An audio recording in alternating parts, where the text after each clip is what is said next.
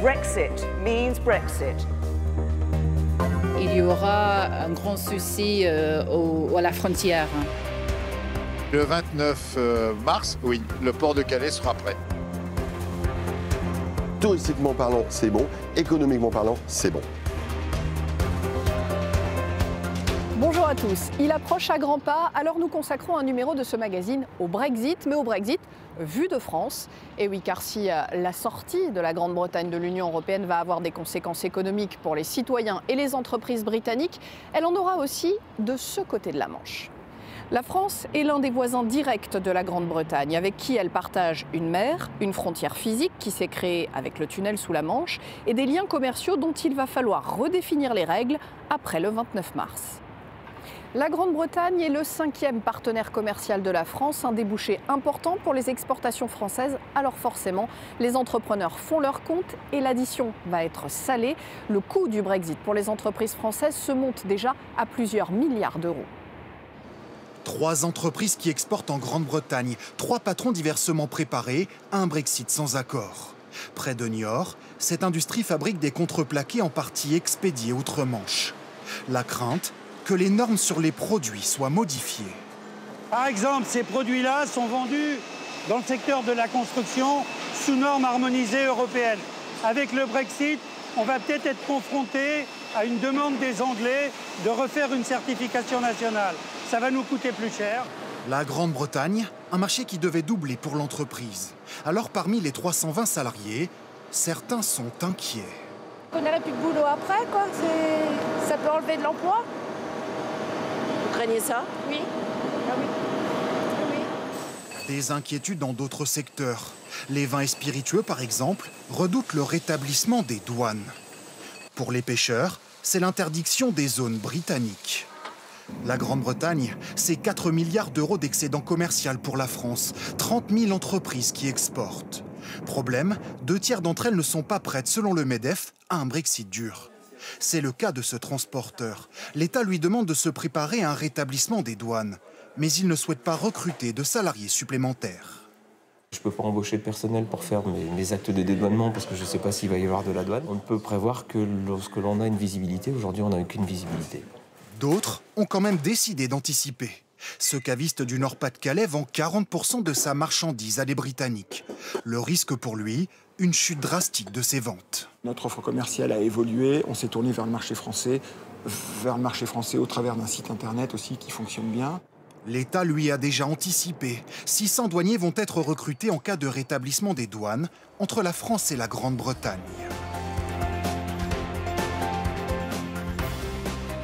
Nous nous rendons maintenant au ministère de l'Économie et des Finances pour voir comment l'État français tente de limiter les impacts négatifs du Brexit.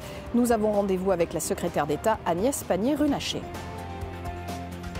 Bonjour, merci de nous recevoir. Quelles sont les mesures prises par le gouvernement pour limiter les effets néfastes du Brexit sur l'économie française ? Alors, vous avez des mesures de différents ordres. La première mesure, elle consiste à se préparer pour le hard Brexit dès le 29 mars, de façon à ne pas être pris de court, et donc à organiser l'accueil du dédouanement physiquement et par un renforcement des moyens douaniers et par un renforcement aussi des moyens vétérinaires, puisqu'il y aura du contrôle de marchandises. Le deuxième élément consiste à préparer les entreprises. Ce sont plus de 110 réunions sur le terrain rassemblant autant de PME et d'entreprises de taille intermédiaire que possible. Et c'est tout le travail que nous faisons avec les fédérations pour redescendre les réponses aux principales questions et accompagner les entreprises à la préparation. Et puis, troisième élément, ce sont un projet de loi qui a été présenté au Parlement pour préparer la sortie et une sortie sans accord, avec une série d'ordonnances qui nous permettent, par exemple, une chose très simple, c'est de reconnaître dès le premier jour la profession des Britanniques qui exercent sur le territoire français. Un médecin n'arrêtera pas de travailler le 30 mars, et c'est une très bonne nouvelle. Une infirmière verra également sa profession reconnue. La Grande-Bretagne est un partenaire commercial très important de la France. Est-ce qu'il y a des secteurs de l'économie française qui vont être plus ou moins touchés par le Brexit ? En tout état de cause, vous avez effectivement l'aéronautique, l'automobile, les industries agroalimentaires qui ont une histoire particulière avec le Royaume-Uni qui, à ce titre, vont devoir s'organiser de manière plus profonde. En même temps, aujourd'hui, on est sur une réflexion qui est plus logistique et des points de frottement et des délais que sur un sujet qui est purement économique, qui sera un impact violent pour les entreprises. D'abord parce que c'est un partenaire très important, mais il ne pèse que 4% de nos importations, 7% de nos exportations. Donc ça reste pour une entreprise pas nécessairement le partenaire le plus important. Ça, c'est le premier point. Et le deuxième point, c'est que de part et d'autre, on se prépare quand même à accompagner ce mouvement. Ce qui va être troublant, c'est d'avoir des droits de douane. Parce que ça, c'est quand même tout à fait nouveau. Et ça va jouer dans la compétitivité des deux côtés. On a beaucoup parlé des effets néfastes du Brexit. Est-ce que, paradoxalement, il peut y avoir aussi des effets bénéfiques sur l'économie française ? On peut, comme toujours, quand on est sous contrainte, essayer de faire d'un risque une opportunité. C'est possible notamment dans le secteur financier, puisque ce qui est certain, c'est qu'il n'y aura plus de passeport financier pour les produits financiers, c'est-à-dire cette capacité en fait à opérer depuis le Royaume-Uni sur une série de contrats pour des pays européens. Et c'est vrai que là, la France, qui a beaucoup travaillé sur son attractivité en termes d'investissement étranger, a probablement des opportunités importantes sur ça. On a un vrai écosystème financier. Et puis, sur les laboratoires de recherche et sur les sites de production, cette question peut aussi se poser. Ça se fera de manière moins immédiate, parce qu'il n'y a pas un couperet de même nature sur ce type d'activité, et ça se fera en fonction aussi de la compétitivité du site britannique, qui, si la livre est faible, peut rester très compétitif. Est-ce que l'incertitude sur le fait de trouver un accord qui convienne et à la Grande-Bretagne et à l'Union européenne n'a pas freiné les investissements, bloqué les échanges économiques, fait peur aux financiers ? Je n'ai pas le sentiment qu'il y ait eu un ralentissement de l'activité économique en Europe ces 18 derniers mois du fait de cet accord. J'ai plutôt vu des entreprises qui ont gardé le contact avec l'ensemble des pays de façon à être réactifs et agiles au moment où les décisions seraient prises. Je crois aussi qu'il y a eu une surprise par rapport à la décision du Royaume-Uni et quelque part une forme de ce qu'on voit encore parfois dans les PME, une interrogation sur le fait est-ce que c'est vrai, est-ce que ça va vraiment arriver. L'enjeu aujourd'hui, c'est pour le futur et pour l'Union européenne de faire en sorte que ça se passe de la meilleure façon possible et pour nos entreprises françaises, on doit être capable de construire un bon accord avec le Royaume-Uni. Mais le hard Brexit est évidemment le pire des schémas pour l'Union européenne et évidemment pour le Royaume-Uni. Et quel serait le meilleur accord pour la France ? Le meilleur accord pour la France, c'est celui qui est aujourd'hui sur la table, qui ouvre une période de 21 mois de négociations avec le Royaume-Uni pour avoir un bon accord sur la relation future. C'est vraiment ce qu'on appelle de nos voeux, c'est ce bon accord sur la relation future qui permet justement de ne pas perdre tout ce qui a été construit ces 45 dernières années. Merci beaucoup. Je vous remercie.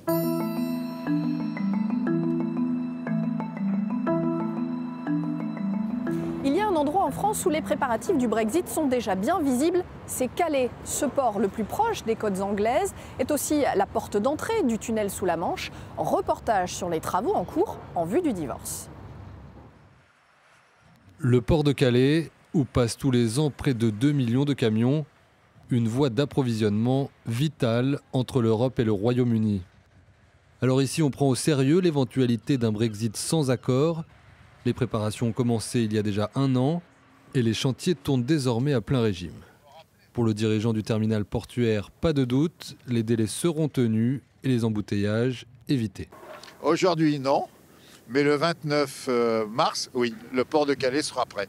6 millions d'euros, c'est l'investissement du port pour mettre sur pied les zones de contrôle douanier pour les produits en provenance du Royaume-Uni. Les exportations, quant à elles, ne seront pas impactées, assure-t-on.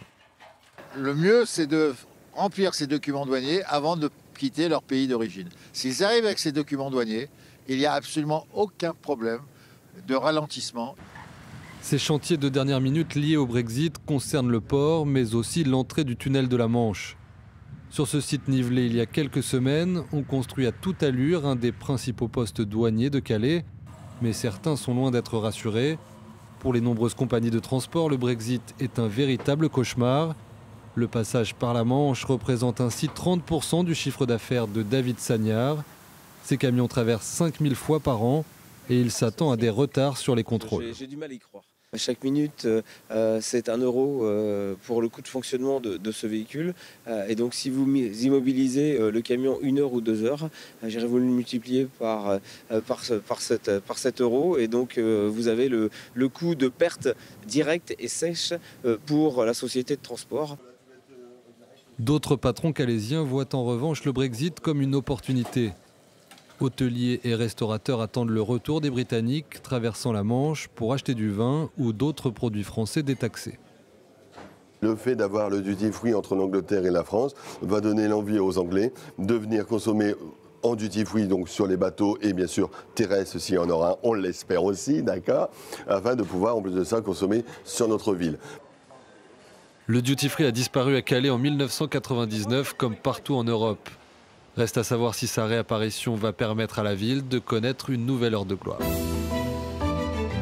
C'est la fin de cette édition. Merci à vous de l'avoir suivi. Rendez-vous à fin mars dans les éditions de France 24 pour vivre en direct le Brexit. Et d'ici là, l'information continue sur notre antenne.